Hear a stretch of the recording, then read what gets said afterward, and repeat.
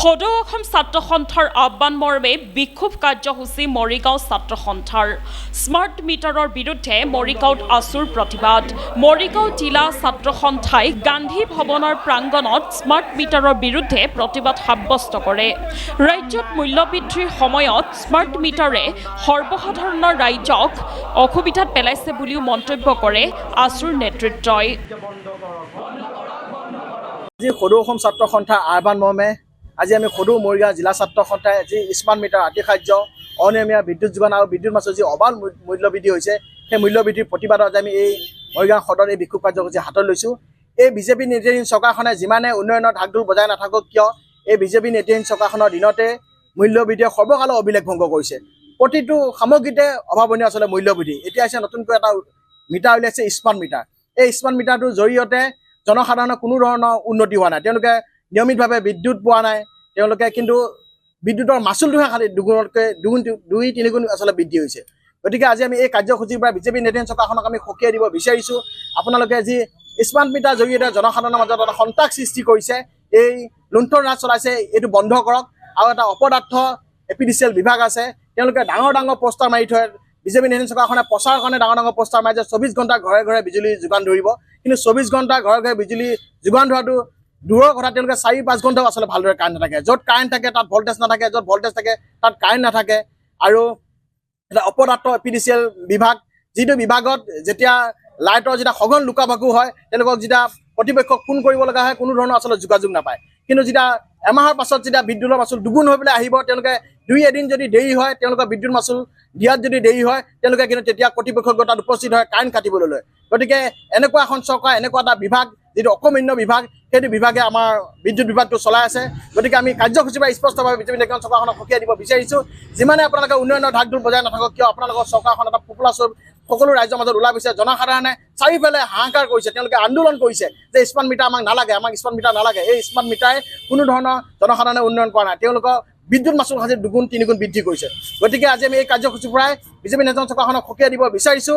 আপোনালোকে যি smart meter উলিয়াইছে, এই স্মাৰ্ট মিটাৰ আপোনালোকে বন্ধ কৰক আৰু যি নিয়মীয়াভাৱে বিদ্যুৎ যোগান ধৰা ব্যৱস্থা গ্ৰহণ কৰক আৰু বিদ্যুৎ মাচুল অতি শীঘ্ৰে আপোনালোকে কমোৱাৰ ব্যৱস্থা কৰক। অন্যথা কিন্তু আমি ছাত্ৰ সন্থাই ৰাইজৰ সহযোগত অধিক তীব্ৰতা আন্দোলন গঢ়ি তুলিম, সেই কথাটো স্পষ্ট। স্মাৰ্ট মিটাৰ আতিশায্যৰ বিৰোধিতাৰে আমি কাৰ্যসূচী কৰি আহিছোঁ। আজি সদৌ অসম ছাত্ৰ সন্থাৰ আহ্বানমে সদৌ মৰিগাঁও জিলা ছাত্ৰ সন্থাই পুনৰ আজি আমি অৱস্থান বিক্ষোভ কাৰ্যসূচী পালন কৰিছোঁ। আমাৰ কথা স্পষ্ট যে স্মাৰ্ট মিটাৰ আতিশায্য বন্ধ হ'ব লাগিব।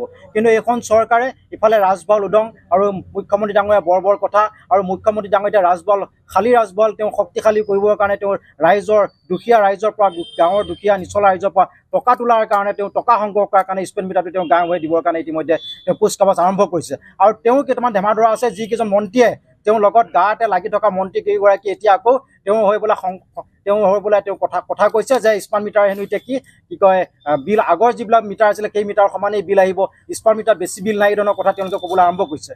আমাৰ কথা স্পষ্ট, গাঁৱৰ আই মাতৃসকলে কৈছে, গাঁৱৰ ৰাইজে কৈছে যে স্মাৰ্ট মিটাৰ নালাগে। কিন্তু তাৰপিছত এইখন চৰকাৰে বাৰম্বাৰ ষড়যন্ত্ৰমূলকভাৱে এতিয়া গাঁৱৰ ঘৰে ঘৰে তেওঁলোকে স্মাৰ্ট মিটাৰ দিয়া আৰম্ভ কৰিছে।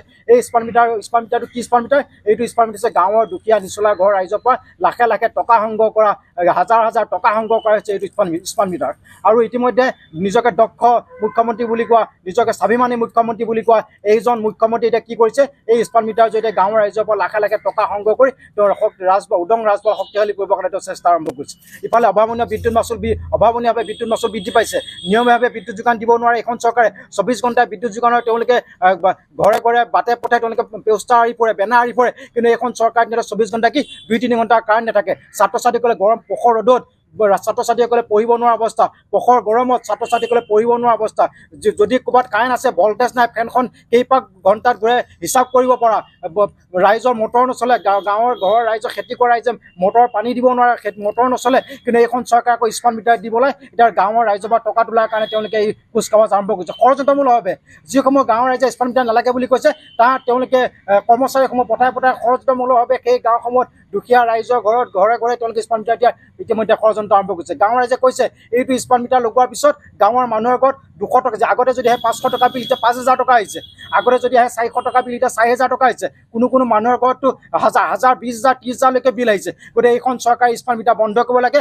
আৰু সমগ্ৰ অসমৰ ৰাইজে কৈ আছে যে স্মাৰ্ট মিটাৰ বন্ধ হ'ব লাগে কিন্তু এইখন চৰকাৰে সংযমমূলকভাৱে নৰেন্দ্ৰ মোদীৰ ভৰি চেলেকি চলা এইজন হিমন্ত বিশ্ব শৰ্মাই এতিয়া তেওঁলোকে সংযমমূলকভাৱে গাঁৱৰ ঘৰে ঘৰে স্মাৰ্ট মিটাৰ দিয়া তেওঁলোকে আৰম্ভ কৰিছে এইটো বন্ধ হ'ব লাগে আৰু যদি স্মাৰ্ট মিটাৰ দিয়া বন্ধ নকৰে তেন্তে আমাৰ কাৰ্যসূচী অনাগত দিন আৰু ভয়ংকৰ হ'ব এই কথা স্পষ্ট মৰিগাঁৱৰ পৰা ৰাহুল ডেকাৰ ৰিপৰ্ট সংবাদ লহৰ বিদ্যুৎ যোগান ধৰিব নোৱাৰা বিজু চৰকাৰ